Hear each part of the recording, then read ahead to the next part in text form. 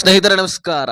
ಗೃಹಲಕ್ಷ್ಮಿಯರಿಗೆ ಭರ್ಜರಿ good news. ಹೌದು, ಸಚಿವೆ ಲಕ್ಷ್ಮೀ ಹೆಬ್ಬಾಳ್ಕರ್ ಅವರು ಕೊಟ್ಟಿರ್ತಕ್ಕಂತಹ ಮಾಹಿತಿ ಪ್ರಕಾರ ಈಗ 30ನೇ ಕಂತಿನ ಹಣದ ಜೊತೆಗೆ 31ನೇ ಕಂತಿನ ಹಣವನ್ನು ಕೂಡ ನಾವು ಬಿಡುಗಡೆ ಮಾಡ್ತಾ ಇದೀವಿ ಅಂತ ಸ್ಪಷ್ಟನೆಯನ್ನ ಕೊಟ್ಟಿದ್ದಾರೆ. ಸೊ ಹಾಗಾದ್ರೆ ಬಹುದಿನದಿಂದ ಕಾಯ್ತಾ ಇರತಕ್ಕಂತಹ ಗೃಹಲಕ್ಷ್ಮಿಯರಿಗೆ ಈಗ ಸಿಹಿ ಸುದ್ದಿ ಸಿಕ್ಕಿರ್ತಕ್ಕಂಥದ್ದು. ಬರೀ 2,000 ಅಲ್ಲ, ನಾವು ನಿಮಗೆ 4,000 ಕೊಡ್ತೀವಿ ಅಂತ ಸರ್ಕಾರ ಘೋಷಣೆ ಮಾಡಿರ್ತಕ್ಕಂಥದ್ದು.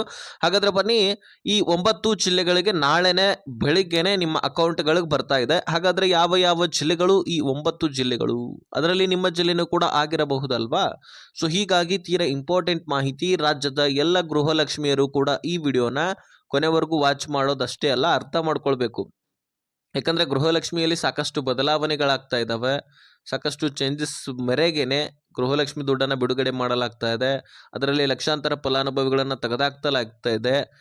ಬೇಕು ಅಂದರೆ ಈ ಕೆಲಸ ಮಾಡೋದು ಕಡ್ಡಾಯ ಎನ್ನುವಂತಹ ಮಾಹಿತಿ ಕೂಡ ಇಲ್ಲಿ ತಿಳಿದು ಬರ್ತಾ ಇದೆ. ನಿಮ್ಮ ಗಮನದಲ್ಲಿರಲಿ, ಇನ್ನೂ ಕೂಡ ಸಾಕಷ್ಟು ದುಡ್ಡು ಬರುತ್ತೆ. ಅದರಲ್ಲಿ ಎಲೆಕ್ಷನ್ ಸಮೀಪ ಬಂದ ಹಾಗೆ ಹೆಚ್ಚುವರಿ ದುಡ್ಡುಗಳನ್ನು ಸರ್ಕಾರ ಕೊಡ್ತಾ ಇರುತ್ತೆ. ಎಲ್ಲ ಕಂತುಗಳನ್ನು ಕ್ಲಿಯರ್ ಮಾಡುವಂತಹ ಪ್ರಯತ್ನ ಮಾಡ್ತಾ ಇರುತ್ತೆ. ಸೊ ಆದಷ್ಟು ದುಡ್ಡು ಕ್ಲಿಯರ್ ಆಗಿದ್ರೆ ಮತ್ತೊಂದು ಎಲೆಕ್ಷನ್ನಲ್ಲಿ ಓಟ್ ಹಾಕುವಂತಹ ಚಾನ್ಸಸ್ ಕೂಡ ಇದ್ದೇ ಇರುತ್ತೆ. ಯಾಕಂದರೆ ಭರವಸೆಯನ್ನು ಉಳಿಸ್ಕೊಂಡ್ರೆ ಮತ್ತೆ ಮಹಿಳೆಯರು ಓಟ್ ಹಾಕಬಹುದು. ಇದು ಖಂಡಿತ ಅಲ್ವಾ? ಸೊ ಹಾಗಾಗಿ ಬನ್ನಿ ಇದ್ರ ಬಗ್ಗೆ ನಾವು ಚರ್ಚೆ ಮಾಡೋಣ. ಬಹಳ ಇಂಪಾರ್ಟೆಂಟ್ ಮಾಹಿತಿ. ಎಲ್ಲರೂ ಕೂಡ ಈ ವಿಡಿಯೋನ ಇನ್ನೊಂದು ಸಾರಿ ಹೇಳ್ತಾ ಇದ್ದೀನಿ, ಮಿಸ್ ಮಾಡದೆ ಕೊನೆವರೆಗೂ ವಾಚ್ ಮಾಡಿ. ಸ್ನೇಹಿತರೆ, ಈ ಗೃಹಲಕ್ಷ್ಮಿಯಲ್ಲಿ ಒಟ್ಟಾರೆಯಾಗಿ 28 ಕಂತುಗಳು ಜಮಾ ಆಗಿದ್ದಾವೆ. ಅದರಲ್ಲಿ 2 ಕಂತು ಕ್ಲಿಯರ್ ಮಾಡಿಲ್ಲ. ಸರ್ಕಾರ ಇನ್ನು ಕ್ಲಿಯರ್ ಮಾಡುತ್ತೆ ಅಂತ ನಾನು ಹೇಳಿದ್ದೀನಿ. ಹೋದ ವರ್ಷದ 2 ತಿಂಗಳ ಹಣ ಅಂತ ನಾನು ಹೇಳಿದ್ದೀನಿ. ಅದನ್ನೇನು ರಿಪೀಟ್ ಮಾಡೋದಿಲ್ಲ ನಾನು. ಹೋದ ವರ್ಷದ ಒಟ್ಟಾರೆಯಾಗಿ ಫೆಬ್ರವರಿ ಮತ್ತು ಮಾರ್ಚ್ ತಿಂಗಳ ಹಣ ಅದನ್ನು ಕ್ಲಿಯರ್ ಮಾಡಬೇಕಾಗಿದೆ. ಸರ್ಕಾರ ಕ್ಲಿಯರ್ ಮಾಡತ್ತೆ ಅಂತಲೂ ಕೂಡ ಹೇಳಿದೆ.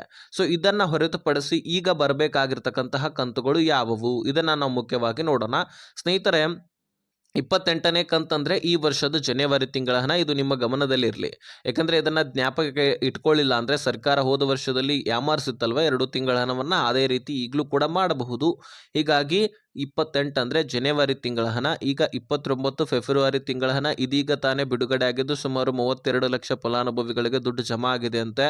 ಇನ್ನು ಲಕ್ಷಾಂತರ ಫಲಾನುಭವಿಗಳಿಗೆ ದುಡ್ಡು ಬರೋದಿದೆ ಅಂತೆ.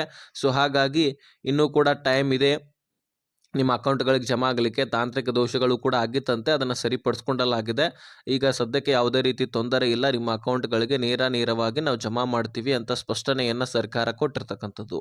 ಹೀಗಾಗಿ ನೀವು ತಲೆ ಕೆಡಿಸ್ಕೊಳ್ಳುವಂಥ ಅವಶ್ಯಕತೆ ಇಲ್ಲ. ಈ 9 ಜಿಲ್ಲೆಗಳಿಗೆ ಮತ್ತೆ ಈಗ ದುಡ್ಡು ರಿಲೀಸ್ ಆಗ್ತಾ ಇದ್ದು 29ನೇ ಕಂತಿನ.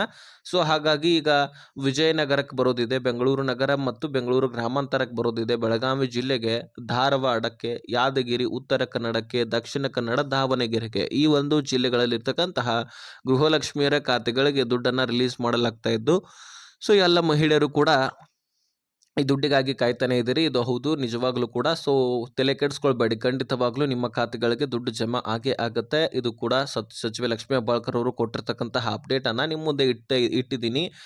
ಇನ್ನೂ ಕೂಡ ದುಡ್ಡು ಬರಬೇಕಾಗಿದೆ. ಬರೀ ಈ 2 ತಿಂಗಳ ಹಣ ಅಷ್ಟೇ ಅಲ್ಲ, ಇನ್ನೂ ಹಲವಾರು ತಿಂಗಳು ಬರಬೇಕು. ಹೋದ ವರ್ಷದಲ್ಲಿ ಫೆಬ್ರವರಿ ಮಾರ್ಚ್ ತಿಂಗಳ ಹಣ ಬರಬೇಕು. ಈ ವರ್ಷದಲ್ಲಿ 28ನೇ ಕಂತಿನ ಹಣ ಅಂದ್ರೆ ಜನವರಿ ತಿಂಗಳ ಹಣ ಮಾತ್ರ ಕ್ಲಿಯರ್ ಆಗಿದೆ. 29 ಫೆಬ್ರವರಿ ತಿಂಗಳ ಹಣ ಬರಬೇಕಾಗಿದೆ, ಅದು ಕೂಡ ಕ್ಲಿಯರ್ ಆಗಿಲ್ಲ. ಕೆಲವೊಂದಿಷ್ಟು ಜನರಿಗೆ ಮಾತ್ರ ಜಮಾ ಆಗಿದೆ. ಇದನ್ನು ಹೊರತುಪಡಿಸಿ 30ನೇ ಕಂತಂದ್ರೆ ಇದು ಮಾರ್ಚ್ ತಿಂಗಳ ಹಣ. ಇದು ನಿಮ್ಮ ಗಮನದಲ್ಲಿರಬೇಕು. ಅದೇ ರೀತಿಯಾಗಿ ಏಪ್ರಿಲ್ ಅಂದರೆ 31ನೇ ಕಂತಿನ ಹಣ. ಇದು ಕೂಡ ತಲೆಯಲ್ಲಿಟ್ಕೊಳ್ಳಿ. ಯಾಕಂದರೆ ಯಾವ ತಿಂಗಳ ಹಣ, ಯಾವ ಕಂತಿನ ಹಣ, ಇದು ಎಲ್ಲವೂ ಕೂಡ ನಿಮಗೆ ಗೊತ್ತಿರಬೇಕು. ಇದರ ಜೊತೆಗೇನೆ ಸ್ನೇಹಿತರೆ, ಲಕ್ಷಾಂತರ ಫಲಾನುಭವಿಗಳಿಗೆ ದುಡ್ಡು ಜಮಾ ಆಗೋದಿಲ್ಲ ಅನ್ನುವಂತಹ ಮಾಹಿತಿಗಳು ಕೂಡ ಸಿಗ್ತಾ ಇದ್ವು. ಲಕ್ಷಾಂತರ ಫಲಾನುಭವಿಗಳನ್ನು ಈ ಯೋಜನೆಯಿಂದ ತೆಗೆದಾಕ್ತಾ ಇದ್ದಾರೆ. ಹೌದು, ಈಗ ಈ ಕಂತುಗಳೇನು ಜಮಾ ಆಗ್ತಾ ಇದೆಯಲ್ಲ, ವೆರಿಫಿಕೇಷನ್ ಮೇಲೆ ವೆರಿಫಿಕೇಷನ್ ಆಗ್ತಾನೆ ಇರುತ್ತೆ. ಆಗ್ತಾ ಇಲ್ಲ, ಎಲ್ಲರಿಗೂ ಕೂಡ ಎಲಿಜಿಬಲ್ ಇದ್ದಂಥವ್ರಿಗೆ ಕೊಡ್ತಾ ಇದ್ದಾರೆ ಅಂತ ಅಂದ್ಕೊಳ್ಬೇಡಿ. ವೆರಿಫಿಕೇಷನ್ ಮೇಲೆ ವೆರಿಫಿಕೇಷನ್ ಸರ್ಕಾರ ಮಾಡ್ತಾನೆ ಇರುತ್ತೆ. ಸೊ ಅದರಲ್ಲಿ ಈಗ ಲಕ್ಷಾಂತರ ಫಲಾನುಭವಿಗಳನ್ನು ತೆಗೆದಾಕ್ಲಿಕ್ಕೆ ಕಾರಣ ಏನಪ್ಪಾ ಅಂದರೆ, ಬಹುತೇಕ ಬಹಳಷ್ಟು ಫಲಾನುಭವಿಗಳು, ಅದರಲ್ಲಿ ಗೃಹಲಕ್ಷ್ಮಿಯರು, ಇದು ಬರೀ ಗೃಹಲಕ್ಷ್ಮಿಯಲ್ಲಿ ಅಷ್ಟೇ ಅಲ್ಲ, ಇದು ಪಿಂಚಣಿ ಯೋಜನೆಯಲ್ಲಿ ಕೂಡ ಆಗಿರ್ತಕ್ಕಂತಹ ಬದಲಾವಣೆ. ತೀರಿ ಹೋಗಿರ್ತಾರೆ ಮುಖ್ಯಸ್ಥೆಯರು ಅಥವಾ ಪಿಂಚಣಿದಾರರು, ಅವರ ಹೆಸರಿನಲ್ಲಿ ಇನ್ನೂ ಕೂಡ ಅಕೌಂಟ್ಗೆ ದುಡ್ಡು ಹೋಗ್ತಾ ಇದೆ ಅಂತೆ. ಯಾಕಂದರೆ ಮನೆಯಲ್ಲಿರ್ತಕ್ಕಂತಹ ಕುಟುಂಬಸ್ಥರು ಮರಣ ಪ್ರಮಾಣ ಪತ್ರವನ್ನು ತೆಗೆಸಿಲ್ಲ ಅಂತೆ. ಅವರಿಗೆ ಜಮಾ ಆಗ್ತಕ್ಕಂತಹ ಹಾಗೆ ಗೃಹಲಕ್ಷ್ಮಿ ದುಡ್ಡನ್ನು ಜಮಾ ಮಾಡ್ಕೊಳ್ತಾ ಇದ್ದಾರೆ. ಸೊ ಹೀಗಾಗಿ ನಾವು ಸರ್ಕಾರ ಹೇಳ್ತಾ ಇದೆ, ನಾವು ಇಂತಹ ರೇಷನ್ ಕಾರ್ಡನ್ನು ಹೊಂದಿರತಕ್ಕಂತಹ ಮಹಿಳೆಯರನ್ನ ರದ್ದು ಮಾಡ್ತಾ ಇದ್ವಿ. ಅನುಮಾನ ಬಂದರೂ ಸಹಿತ ಅವರನ್ನು ನಾವು ತೆಗೆದಾಕ್ತೀವಿ ಅಂತ ಹೇಳ್ತಾ ಇದೆ. ಬರೀ ಎಲಿಜಿಬಿಲಿಟಿ ನೀವು ಇಲ್ಲ ಅಂದರೆ ಅಷ್ಟೇ ಅಲ್ಲ, ಅನುಮಾನ ಬಂದರೂ ಕೂಡ ತೆಗೆದಾಕ್ತಾ ಇದ್ದಾರೆ. ಒಂದು ವೇಳೆ ನೀವು ಎಲಿಜಿಬಲ್ ಇದ್ದರೂ ದುಡ್ಡು ಬರ್ತಾ ಇಲ್ಲ ಅಂದರೆ ನಿಮ್ಮ ಲೈಫ್ ಸರ್ಟಿಫಿಕೇಟ್ ಅಂದರೆ ಜೀವಿತ ಪ್ರಮಾಣ ಪತ್ರವನ್ನು ನೀವು ಯಾವ ಬ್ಯಾಂಕ್ನಲ್ಲಿ ದುಡ್ಡನ್ನು ಪಡ್ಕೊಳ್ತಾ ಇರ್ತೀರಿ, ಯಾವ ಬ್ಯಾಂಕನ್ನು ಲಿಂಕ್ ಮಾಡಿಸ್ಕೊಂಡಿರ್ತೀರಿ, ಆ ಬ್ಯಾಂಕಿಗೆ ಹೋಗಿ ಸಬ್ಮಿಟ್ ಮಾಡಿದ್ರೆ ನಿಮಗೆ ಎಂದಿನಂತೆ ದುಡ್ಡು ಏನೋ ಜಮಾ ಆಗುತ್ತೆ. ಆದರೆ ನಿಮಗೆ ಈ ಗೃಹಲಕ್ಷ್ಮಿ ಯೋಜನೆಯಲ್ಲಿ ತೀರಿ ಹೋಗಿದ್ರು ಸಹಿತ ದುಡ್ಡು ಪಡ್ಕೊಳ್ತಾ ಇದ್ದೀರಲ್ಲ, ATMನ ಮುಖಾಂತರ ದುಡ್ಡನ್ನು ವಿಡ್ರಾಲ್ ಮಾಡ್ಕೊಳ್ಳೋದು, ಅಥವಾ ಅವ್ರ ಮೊಬೈಲ್ ಇರ್ತದೆ ತೀರಿ ಹೋಗಿರ್ತಂಥವ್ರು, ಅವ್ರದ್ದು ಫೋನ್ಪೇ ಇರುತ್ತೆ, ಅದು ಪಿನ್ ಗೊತ್ತಿದ್ರೆ ಅದರಿಂದ ನೀವು ವಿಡ್ರಾಲ್ ಅಮೌಂಟನ್ನು ಯೂಸ್ ಮಾಡ್ಕೊಳ್ಳೋದು, ಈ ರೀತಿ ಮಾಡ್ತಾ ಇದ್ದೀರಿ. ಇದು ಸರ್ಕಾರದ ಗಮನಕ್ಕೆ ಬಂದಿದೆ. ಸರ್ಕಾರ ಎಚ್ಚರಿಕೆ ಕೊಟ್ಟಿದೆ. ನೀವು ಎಲಿಜಿಬಲ್ ಇದ್ದು ಪ್ರತಿಯೊಬ್ಬರ ರೇಷನ್ ಕಾರ್ಡನ್ನು ನಾವು ರದ್ದು ಮಾಡ್ತೀವಿ. ಯಾರಿಗೂ ಕೂಡ ಅನ್ನಭಾಗ್ಯ ಕೂಡ ಸಿಗೋದಿಲ್ಲ, ಪಿಂಚಣಿ, ಗೃಹಲಕ್ಷ್ಮಿ ಇನ್ನಿತರ ಯಾವ ಸೌಲಭ್ಯಗಳನ್ನು ಕೂಡ ನಾವು ಕೊಡೋದಿಲ್ಲ ಅಂತ ಎಚ್ಚರಿಕೆಯನ್ನು ಕೊಟ್ಟಿದೆ. ಈಗಾಗಲೇ ಜಮಾ ಆಗಿರ್ತಕ್ಕಂತಹ ದುಡ್ಡನ್ನು ಕೂಡ ನಾವು ರಿಟರ್ನ್ ಪಡ್ಕೊಳ್ತೀವಿ ಅಂತ ಎಚ್ಚರಿಕೆ ಕೊಟ್ಟಿದೆ. ನೋಡಿ, ಏನು ಮಾಡ್ತೀರಿ ಬಿಡ್ತೀರಿ ಅದು ನಿಮಗೆ ಬಿಟ್ಟಿದ್ದು. ನಾನು ನಿಮ್ಗಂತೂ ವಿಷಯವನ್ನು ತಿಳಿಸ್ಬೇಕಾಗಿತ್ತು, ತಿಳಿಸಿದ್ದೀನಿ. ಸೊ ಆದಷ್ಟು ಎಲ್ಲ ಗೃಹಲಕ್ಷ್ಮಿಯರಿಗೆ ಈ ವಿಷಯವನ್ನು ಶೇರ್ ಮಾಡಿ, ಅವ್ರಿಗೂ ಕೂಡ ಗೊತ್ತಾಗಲಿ.